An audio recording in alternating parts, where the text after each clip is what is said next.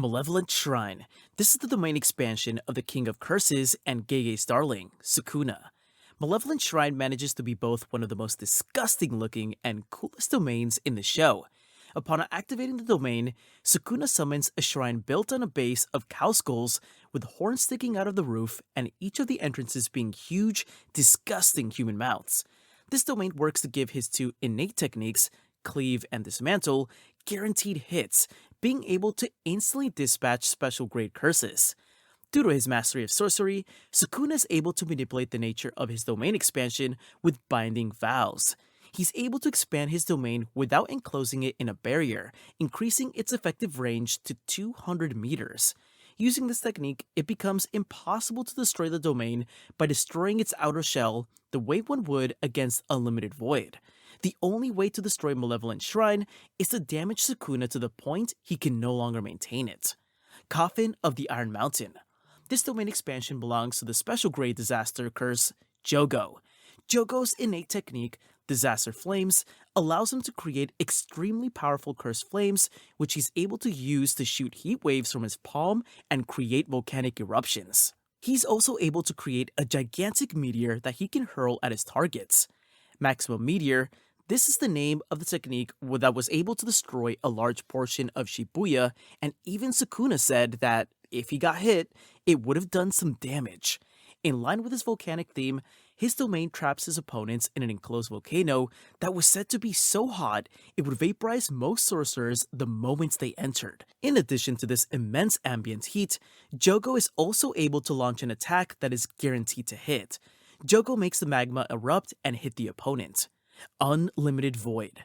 Satoru Gojo's innate technique, Limitless, allows him to manifest the concept of infinity in reality and manipulate its effects. Gojo's powers are some of the most complicated to explain and could easily take a whole video of their own, but it is enough to say he's able to use this seemingly simple ability to do everything from teleportation to blowing stuff up. His domain expansion draws the user and his opponent into this infinity. They appear to be floating in a place similar to space with a large black hole behind them and stars all around. While in the domain, the opponent's mind is flooded with infinite thoughts and sensations. This sensory overload renders them completely unable to move, slowly killing them. And while this sounds and is one of the most busted abilities in the whole series, it does have one weakness. Anyone touching Gojo is immune to the effects of the domain, though that's not exactly an easy task for most opponents. Horizon of the Captivating Skandha.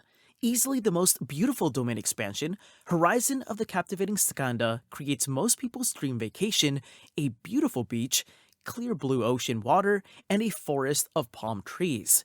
A perfect location to rest and relax, as we see Geto and the disaster curses do rather often.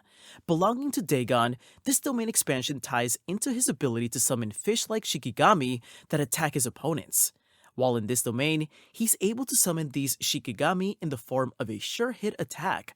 The Shikigami appear right at the moment the attack is about to hit the target, instantly biting into them in an undodgeable attack. Before continuing our journey, I would like to ask you if you liked the video to like and subscribe. As you can see, our channel is still small, and any help on your side will help us to keep producing content. Self-Embodiment of Perfection. This is the domain of Mahito and is considered by Nanami one of the two techniques that is guaranteed victory when activated, the other one being Gojo's Limitless Void. The unreasonable power of this domain lies in the strength of his innate techniques, and, in a sense, its weakness. With Idol Transfiguration, Mahito is able to change the shape of anyone's soul, distorting their bodies as a result. He's able to use this to do anything from simply blowing people up or turning them into grotesque monsters, and is even able to use it to heal himself. The only condition to using this ability is that Mahito must touch the target.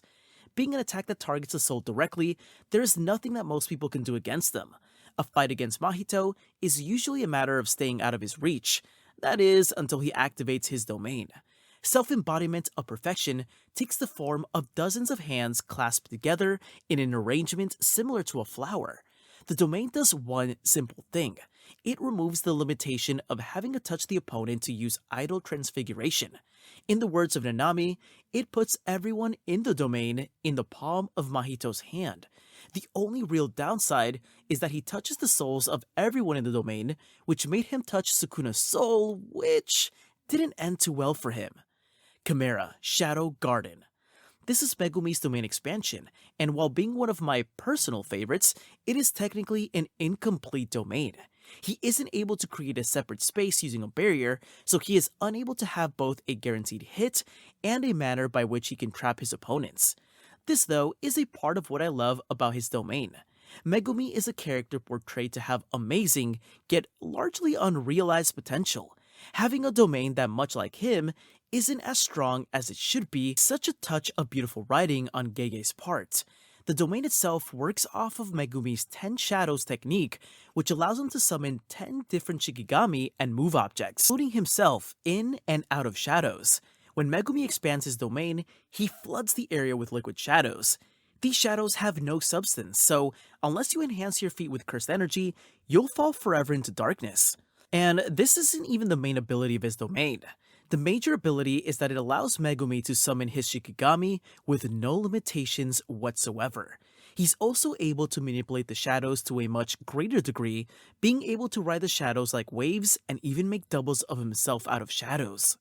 Graveyard Domain. This is the domain of the smallpox deity, or smallpox hag, summoned by Kenjaku. The domain takes the form of where the smallpox deity traps his target inside a cramped coffin. After the target is caught, the curse takes its left fist and lowers it into its right hand. This motion drops a giant gravestone on top of the coffin, dealing heavy damage and burning the coffin underground.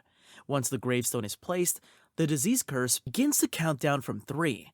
If the count reaches 1, the target will be infected with smallpox and die. Deadly Sentencing. This is a non-lethal domain belonging to Higuruma Hiromi, the one considered to have talent equal to Gojo. Being a former lawyer, Hiromi's domain plays heavily into the legal game. His domain takes the form of a courtroom surrounded by guillotines. It doesn't have any offensive potential, but forces everyone inside to comply with its rules. Hiromi takes the role of a prosecutor, trying his opponent for a crime they may or may not have committed. He is given an envelope with evidence for or against the case that he will reveal to the opponent after the defense. His Shikigami, Judgeman, serves as the judge in the case, and if the opponent is found guilty, they're given a punishment decided on by Judgeman. These punishments have been shown to be able to do anything, from confiscating curse tools to restricting access to cursed energy altogether. Idle Death Gamble. This is Kenji Hikari's domain expansion and is based on a real Japanese gambling machine called Pachinko. Similar to a slot machine, the domain's power is based around lining up 3 of the same cards to hit a jackpot. The domain is based on a romance manga called Private Pure Love Train. Inside the domain, Hikari can create 3 types of visual effects that he's able to use both for combat and to play the game. Shutter doors and reserve balls are offensive techniques, while consecutive effects, the third visual effect, are defensive, allowing Hikaru to redo a sequence to revert damage. The shutter doors and reserve ball come in the colors of green, red, and gold, with green being the least likely to win the jackpot and gold being the most likely. Hikari is guaranteed a jackpot if he's able to pull a rainbow-colored effect or if he's able to do 4 consecutive effects in a row. Using these visual effects moves the game to the second stage, where a scenario plays out from the manga of Private Pure Love Train. Different Riichi scenarios have varying likelihood of allowing Hikaru to win the jackpot. They generally take the form of a scene from the novel. For instance, in the aptly named Potty Emergency Riichi, if one of the characters for the novel is able to reach the train station without wetting themselves, Hikari wins the jackpot. All these rules are transferred directly into the head of anyone who enters the domain. While it's a strange domain with a lot of strange rules, violence is still completely allowed in it, unlike in Hiromi's one. In fact, I would say that if Hikaru activates this domain, your best bet is to kill him while he's inside it, because if he hits the jackpot, you're screwed. Hitting the jackpot gives Hikari unlimited cursed energy and automatic reserve curse techniques for 4 minutes and 11 seconds, while the song Admiring You plays. This is probably a soundtrack of the novel. During this period, he's able to heal at high speeds and is incredibly strong. If the opponent manages to survive the 4 minutes, his cursed energy returns to normal, and he's able to expand his domain right away. The chances of hitting a jackpot are 1 in 239. Time Cell Moon Palace. This is the domain used by Naoya Zenin when he turned into a vengeful cursed spirit. Expanding this domain creates an empty area, save for a few floating particles, and a straight path of flesh that leads to a large eye behind the user. The domain's sure hit ability injects films of animation frames into the necks of its targets. Anyone who moves within the domain must follow the 24 frames per second rule of projection sorcery, or their cells will freeze, causing numerous cuts to appear all over the target, immobilizing them. Trying to move despite the restriction can result in having entire limbs cut off. Now, I'm not sure exactly what the 24 frames per second rule is, but that's part of the strength of this domain. No one seems to know what to do to counter it, and it was only stopped because Maki, lacking curse energy, wasn't targeted by the domain at all. Womb Profusion. This is Kenjaku's domain expansion, though due to how similar it is to Geto's innate technique, I personally believe it was originally Geto's and Kenjaku inherited it when he took over his body. Expanding this domain creates a totem of disfigured faces. Anyone caught within the area of its can't miss attack will be hit with explosive force similar to what's delivered by a direct hit from a maximum Uzumaki, but the nature of the attack remains unknown. Similar to Sukuna's Malevolent Shrine, Womb Profusion is expanded without a barrier to create a separate space. Because it doesn't have an outer shell, it cannot be easily dispelled through the manipulation of empty barriers. Threefold Affection. This is the domain of Yorozu, one of the reincarnated sorcerers from the Heian era.